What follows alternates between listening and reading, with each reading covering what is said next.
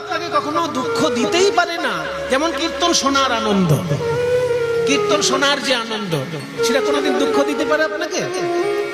ভাগবত কথা শোনার যে আনন্দ, সে কোনোদিন দুঃখ দিতে পারে?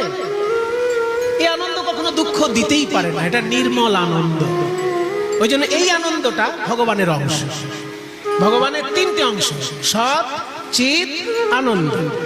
তার মধ্যে আনন্দ অংশটা যখন নারী রূপ ধারণ করলো, তারই নাম রাধারানী। তাহলে ভগবানের 30% রাধারানী হচ্ছে, মানে 33.3 মাথায় পৌনপুনিক থাকছে।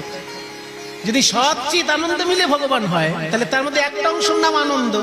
সেই আনন্দটা যখন নারী মূর্তি ধারণ করলো, সেটাই রাধা। রাধা কৃষ্ণ প্রণয় বিকৃতির লাদিনী শক্তির আসমাদ একাত্মানব বিভুপুরতে ওয়েদন গদন্ত। তাহলে রাধারানী যদি কৃষ্ণের আনন্দময়